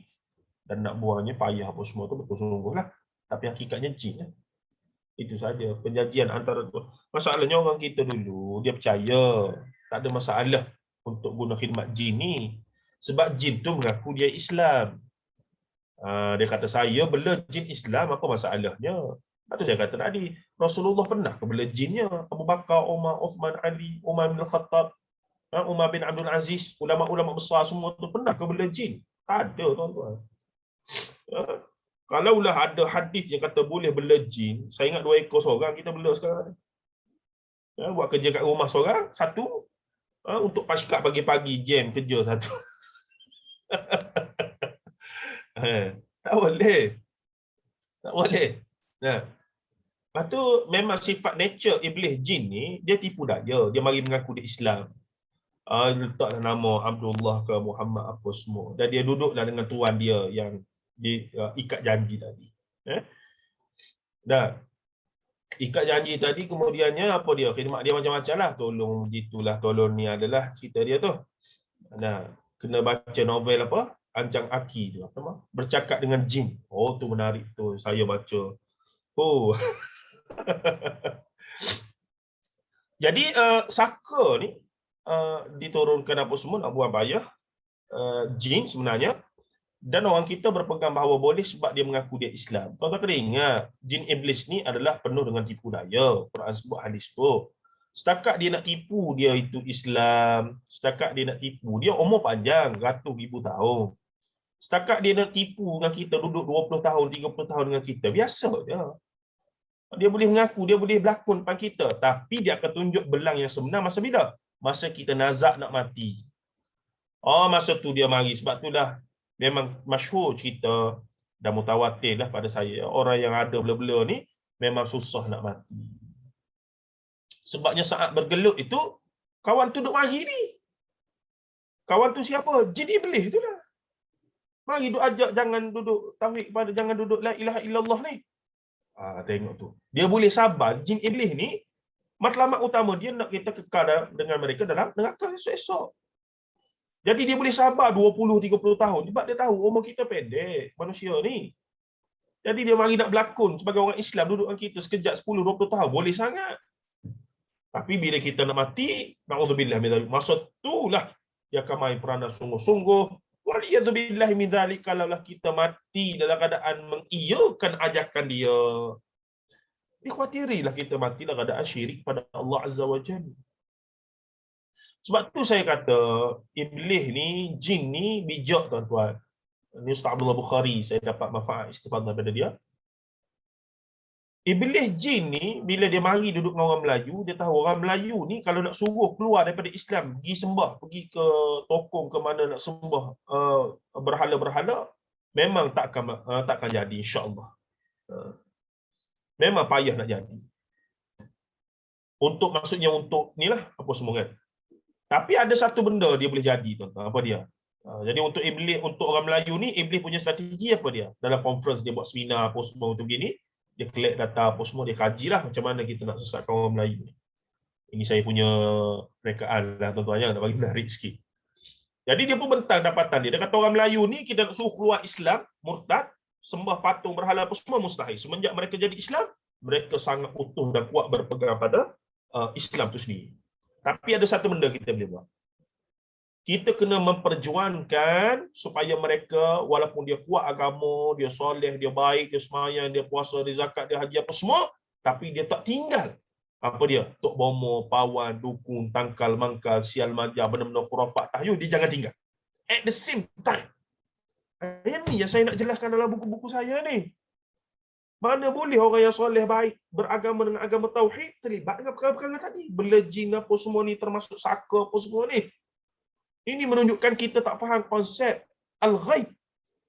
Cara kita berinteraksi dengan jin iblis ni, kita nak letak dia macam mana, kedudukan dia di sisi kita. Quran hadis dah ajar. Disebabkan kita mengenali jin iblis ini melalui juga tok nenek moyang kita dulu yang ditinggalkan dengan penuh dengan petua-petua apa semua, dan juga tok bomo pawan dukun punya petua-petua, maka kita tak kenal jin iblis syaitan ini melalui Al-Quran dan Sunnah. Ni puncak utama pada saya.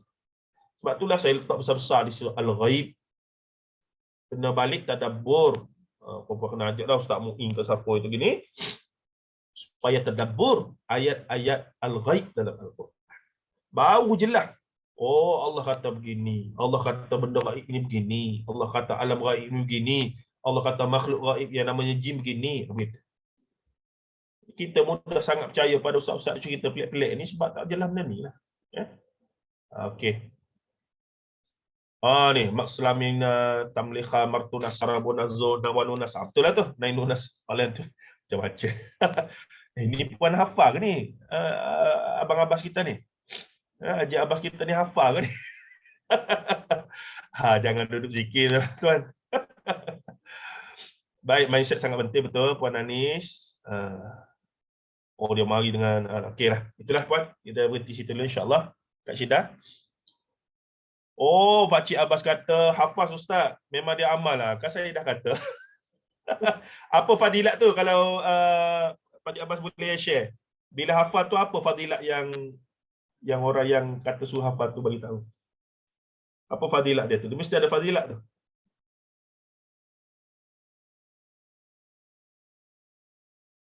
Bila jerit kitmir pada anjing, makin kuat anjing menyalak.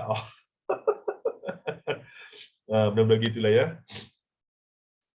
Tapi sebenarnya kalau tak sebut kitmir pun, kalau kita jerit apa-apa pada anjing, dia lagi kuat menyalak Pak Cik Abbas. Maksudnya nature anjing tu kalau kita salak dia salak kita balik. Tapi begitulah, nak katanya banyak tradisi-tradisi kita dulu masih kuat. Tapi alhamdulillah ramai ustaz-ustaz kita yang bawa kefahaman terhadap Quran dan Sunnah, kefahaman yang jauh daripada ni lah. Dan seumpamanya. Okey, terima kasih Pak Cik Abbas kerana sudi kongsi ya. Okey, kalau ada apa-apa soalan lagi nak tanya secara verbal ke apa semua sebelum kita tutup, Ibu Musliah. Okey, sahabat-sahabat, jika ada persoalan silakan untuk bertanya pada ustaz. Sebab tak tahu pula ni bila kita ni. Kak Syida kena bincang dengan jemaah dulu dalam grup kan, tengok macam mana kalau dia orang kata, insyaAllah nanti kita bincang kemudian Ustaz, insyaAllah. Silakan kot ada soalan yang rasanya benda ni memang berkaitan dengan kehidupan seharian kita, tak boleh lari je dengan syaitan ni kan, memang dah jadi macam darah daging sebati kan, jadi mesti ada persoalan. Silakan kalau ada nak tanya soalan, silakan. Baik pun tak apa. Kalau nak tanya suara lagi bagus. Jelas sikit kan.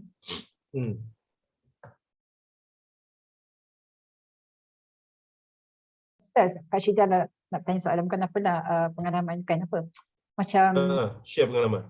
Bukan apa sebab dalam rumah kan, dalam rumah memang ada gangguan, bukanlah gangguan lah kan. Dia itulah kita bila kita dah tak belajar tu semua kan, dia macam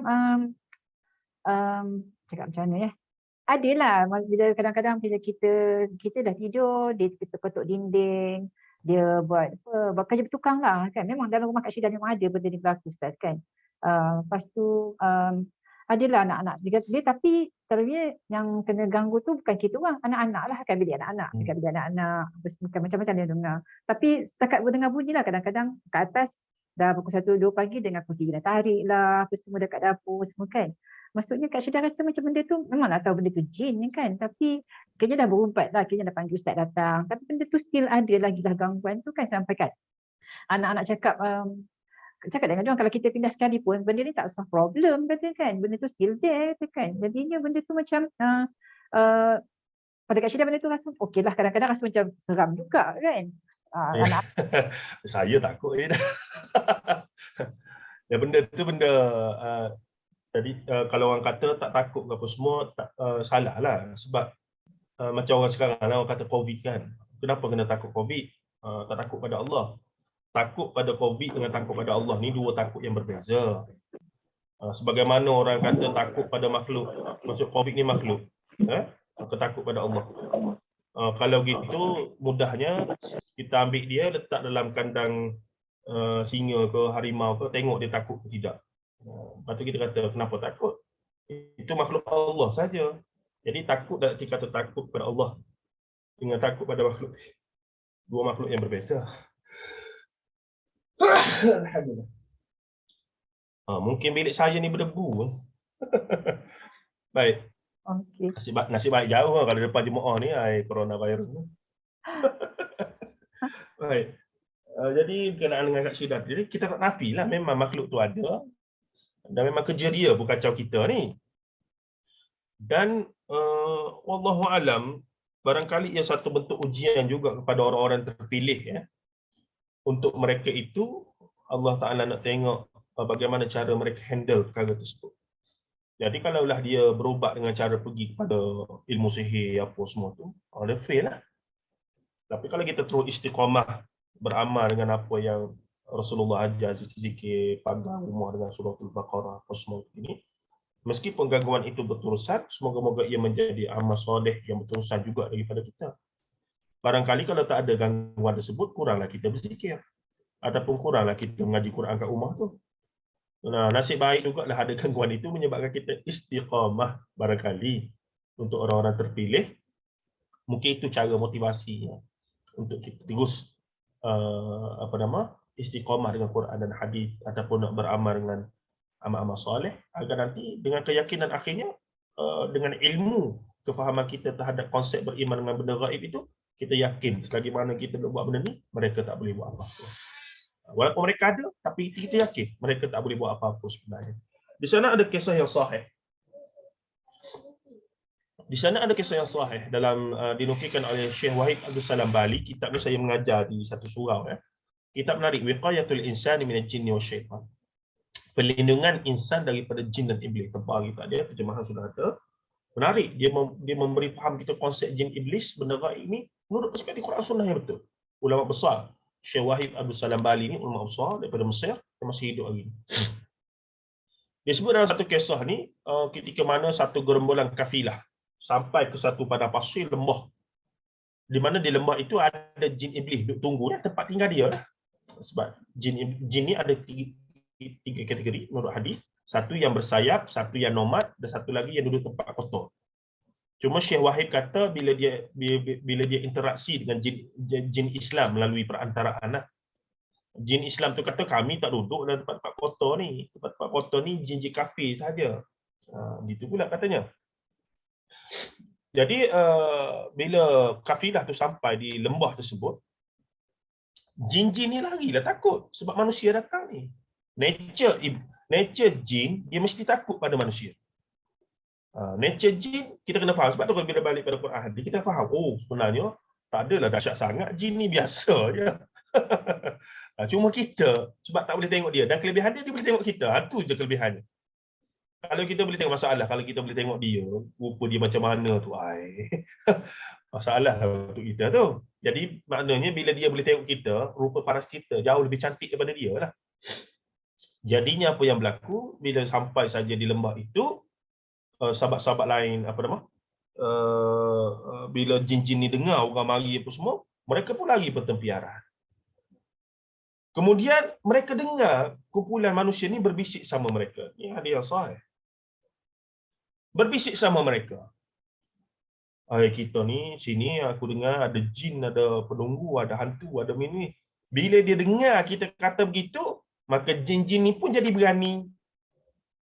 Bila dia berani, dia pun bolehlah kacau, buat gitu, buat gini, tarik selimut dah apa semua, begitulah lebih kurang kalau cerita hari ni, cerita hantu hari ni, gitulah. Jadi asasnya, kalau kita faham kedudukan jin tadi, pertama, dia sebenarnya memang nature dia takut pada manusia. Sebab tu tempat ada manusia, jin biasanya tidak ada. Sebab tu tempat-tempat penunggu ni, rumah kosong, mana-mana. Sebab tu tempat dia.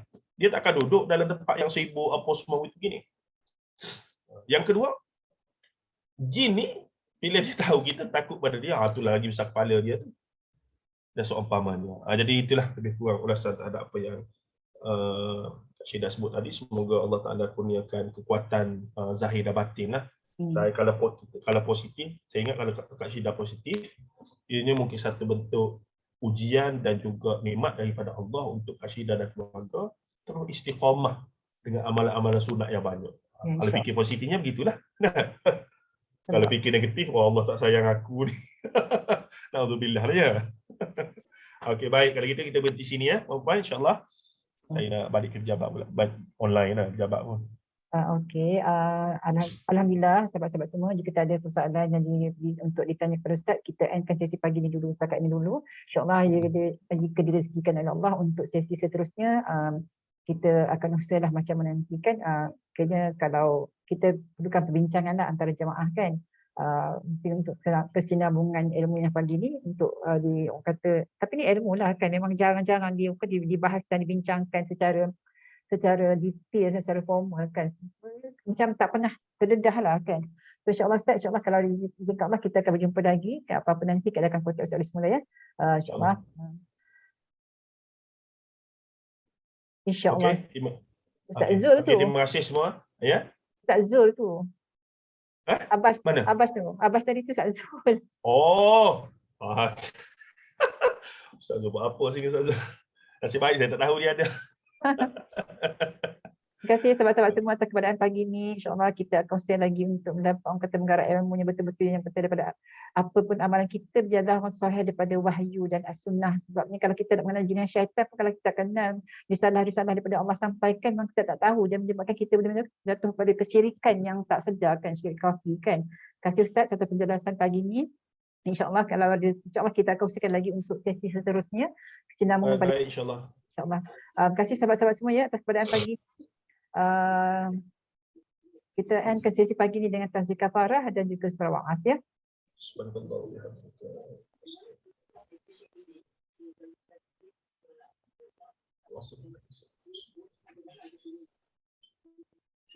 InsyaAllah kita Kak Syeda endkan sesi pagi ini dengan lepas Assalamualaikum warahmatullahi wabarakatuh. Terima kasih ya semua ya atas keberadaan pagi. Assalamualaikum warahmatullahi wabarakatuh. Ilmu yang jarang-jarang dibincang-bincangkan. InsyaAllah kita akan bincang semula untuk kesidang seterusnya. Assalamualaikum warahmatullahi wabarakatuh. Waalaikumsalam warahmatullahi wabarakatuh. Terima kasih semua. Terima kasih Salina.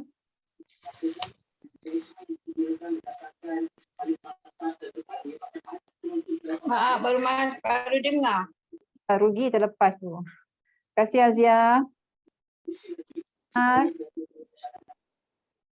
Kak Nani, Safia. InsyaAllah jumpa lagi ya. Kak Fauzia dia. Terima kasih Kak Syida. Terima kasih Kak. Okey, insyaAllah. Jumpa lagi. Terima kasih Azia. Okey, Sama-sama. Syeda. Terima kasih. Hebat adalah